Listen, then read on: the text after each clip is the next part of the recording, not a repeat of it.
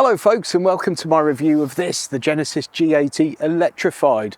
Now this monstrous executive beast is available from 65 grand. The one I've got here today is actually 80 grand because it's got packs of plenty on it and it's stacked with options and spec. It's got an 87.2 kilowatt hour battery pack that's good for 323 miles. It produces 364 brake horsepower and gives you a 0 to 62 time of 4.9 seconds.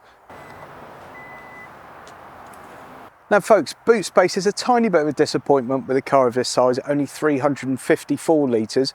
You do have some underfloor storage to pack your charging cables away, and it's a nice big usable space. But you do have this hump kind of halfway down just behind the back seats, which is there literally to store those batteries. Still a very usable space, but perhaps could have been slightly better designed. In the front cabin here folks, there's just one word that basically sums it all up, and it's quality. The quality of everything you touch, everything in here is absolutely superb. It's really that good.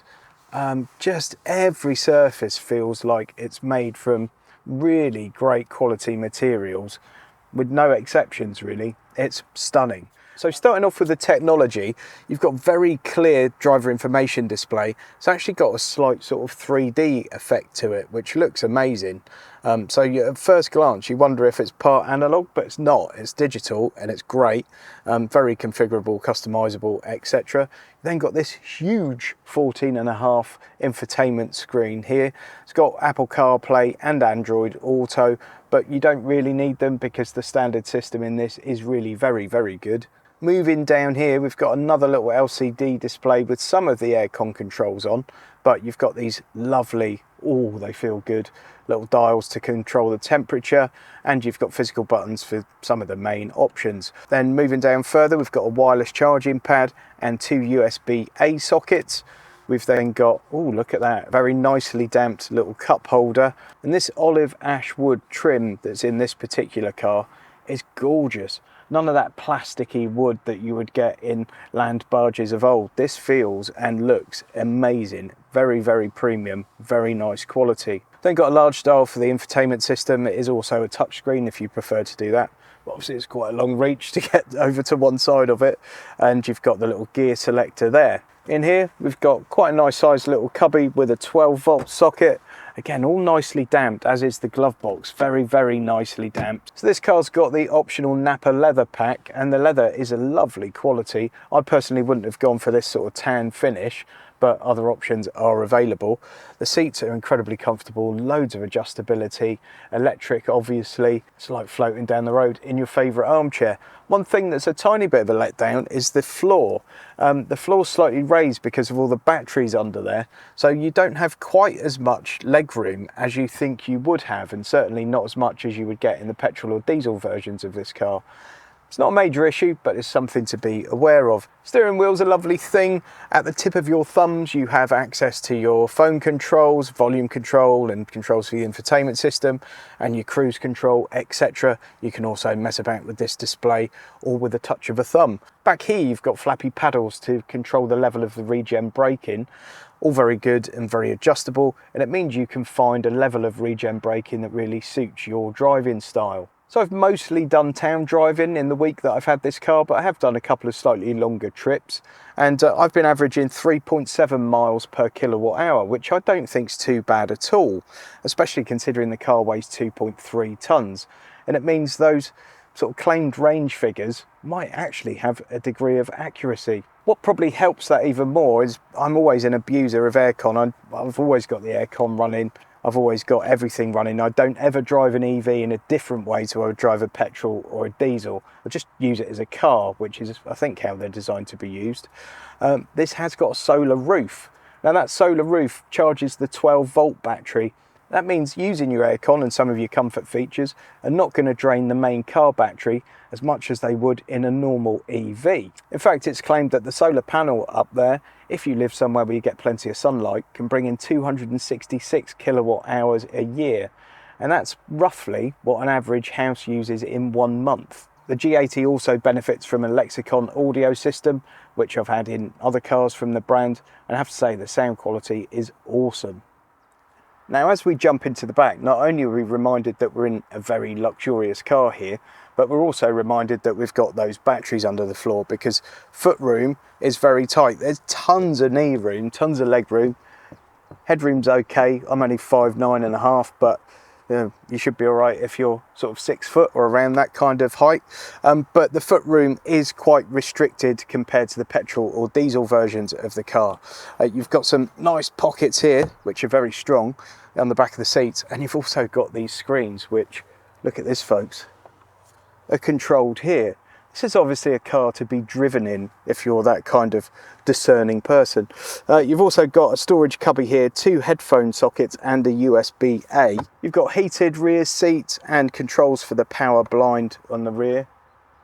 I can never ever tire of doing that because I am a child. Down here we've got climate controls. If you did want to carry someone in the middle seat, it is entirely possible for a short journey, but you are really eating into the legroom and foot room of the other 2 passengers, and I think you'd only really do it in the case of emergency. Now, buried somewhere in the fearsome front end of this car is the charging socket, but can you see where? It's very, very well hidden. It's actually just here. Let's face it folks, when you get behind the wheel of a car like this, you're not expecting many surprises. It should waft down the road. It's a big luxury land barge. It's really well screwed together. It should float down the road. It should be whisper quiet. It should leave you sort of relaxed as you drive along the motorway. You should arrive after a 300-mile journey feeling completely refreshed because you've essentially been sat in your lounge. And guess what? There aren't any surprises. It does exactly that. It does all those things, and it does it really, really well. If I compare this to the diesel version that I reviewed probably about a year ago, it had everything about it that you want from a car like this, apart from the drivetrain, which was a bit agricultural. The engine was a little bit noisy. The MPG was nothing to write home about, and it felt like a compromise in a car that otherwise had absolutely zero compromises. It felt like they designed a car and built a car without kind of working to a budget. It felt like they just made the best big Land Cruiser, trademark violation I know, that they could possibly come up with. But the engine and gearbox did feel like a compromise. It felt like they'd been shoehorned in from something else because they didn't belong in that car.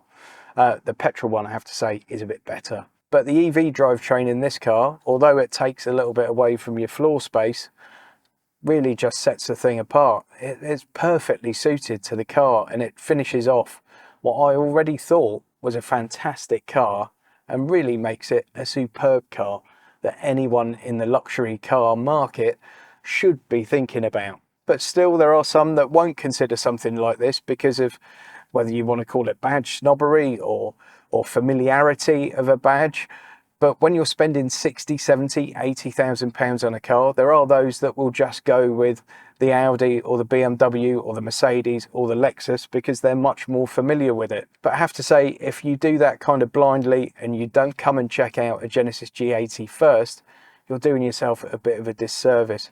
The amount of standard equipment you get on the car, the level of refinement you get from this car, and the fact that the claimed range of the car actually appears to be pretty close to the actual real world range you're going to get from the car, really mean you need to give this some thought, folks. Going back to that range for a moment, I must say that for 98% of the time I've been driving the car, I've been driving it in eco mode.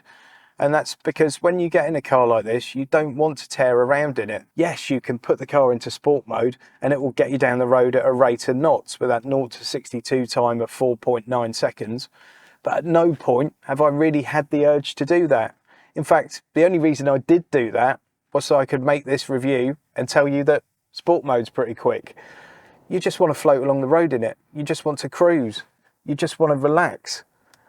It's just so perfect for that, that really eco mode is all you're ever going to need. The car's absolutely jam-packed with driver assistance and safety features. Only at times do they become a tiny bit intrusive, but you can turn them off if it's not your bag. The best thing for me is that, like many cars in the Hyundai group, it's got these brilliant blind spot cameras, which I think are one of the most practical and genius inventions that anyone's come up with for a long time in the car world. And speaking of the cameras, this car's got cameras absolutely all over it.